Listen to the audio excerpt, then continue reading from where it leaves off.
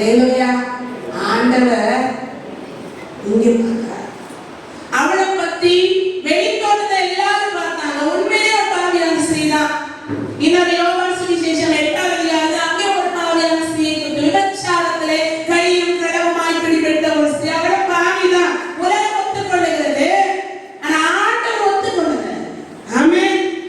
நாம உலகத்திற்காக இருக்க விரும்பினால் நீங்கள் பாவிதான், நீங்கள் லீசர்களா, நீங்கள் அநியாயம் செய்தவர்களா, ஆனால் ஆண்டவரை என்னைக்கு ஏற்றுக்கொண்டு ஆண்டவருக்காக ஆண்டவரை பாவத்தில் என்னைக்கு வந்தீங்களா, உலகம் உங்களை நியாயம் தீர்க்கட்டும். ஆண்டவர் சொல்கிறார், நீ பாவி அல்ல. எங்கெங்கே இந்த சுவிசேஷம் சொல்லப்படுமோ அங்கெல்லாம் பரிமள தைலமா இவனுடைய பெயர் சொல்லப்படும். ஆமென். அல்லேலூயா. அதனால ஆண்டவர் உங்க இருதயத்தை பார்க்கிறார். மனுஷன் பேசுகிற பிரகாரமே ஆண்டவர் பேச மாட்டார்.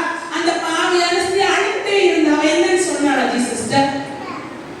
ஆண்டவர் என்ன பாவம்லாம் செஞ்சிருக்காப்பா, வாடி பேசலாம் எல்லாம் பண்ணிட்டாப்பா, அப்படிப்பா இப்படிப்பான்னு சொல்லவே இல்லை இல்லையா? அவ செஞ்ச ஒரே காரியம் அவருடைய கண்ணீரும் அந்த பரிமள தைலம் வாசமா அந்த இடத்துல விழுந்தது. உலகம் பார்க்கிறபடி பார்க்கிற ஆண்டவர் அல்ல. நீங்க நினைக்கிறீங்க கிறிஸ்துக்காக நம்ம பிரகாசிக்க ஆலோசனை வளர்ந்து சொல்லும். இவ்வளவு நாளும் இவளுக்கு சர்ச்சே தெரியாது, இவ்வளவு நாளும் இவர் கூட்டத்துக்கு வந்தாளா? இவன் உலகம் சொல்லட்டுமே. உலகம் என்ன சொல்லிச்சு இந்த பாவியாசிரியை பார்த்து? இவ பரிமள தைலத்தை கொண்டு தேவ பாதத்துல ஊற்ற தகுதியற்றவள். ஒரு சீசன் சொன்னா 300 பணத்துக்கு இவளை வித்துக்கலாம். தரித்திரத்துக்கு கொடுத்து நான் கவலை ஏழைக்கு கொடுக்கறது இல்லையா? மற்ற நேரமெல்லாம் ஏழைக்கு கொடுக்க முடியாது. தான் தாராளம் சொல்லுவாங்க, அடுத்த வீட்டுல காட்டுறது. நல்ல கவனிச்சு பாருங்க. அந்த பரிமள தைலத்தின் வாசனையை கர்த்தர் நுகர்ந்தார். ஆமென். அவளுடைய இருதயத்தை பார்த்தார். அவள் எவ்வளவு வேதனை உள்ளவளா.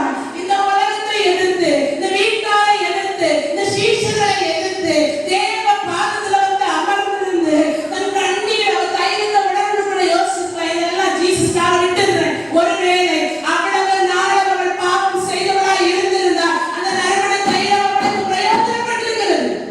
நல்லா யோசிச்சு கவனிச்சு பாருங்க. வேற தியானத்தை நீங்க ஆரம்ப வீட்டுல போய் சின்னீங்க. ஏன் அந்த பரிமள தைலம் குப்பியை கொண்டு வந்து தேவ பாத்திர உடைச்சா அப்படின்னா, இனி எனக்கு இந்த பாவம் வேண்டாம். ஆமென்.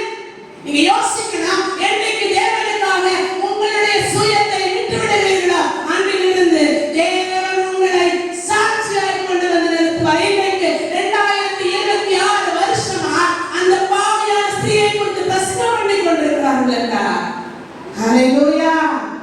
ஆண்டவர் உங்க இருதயத்தை பயன்படுத்துவார். நீ மனுஷன் பார்க்கிறா, மனுஷன் கவனிக்கிறா, மனுஷன் பேசுறா, வீட்டுக்காரர் யோசிக்கிறாரு, பக்கத்து வீட்டுக்காரர் என்ன சொல்லுவாங்க, என்ன பயன்படுத்த முடியுமா என்று யோசிக்காத.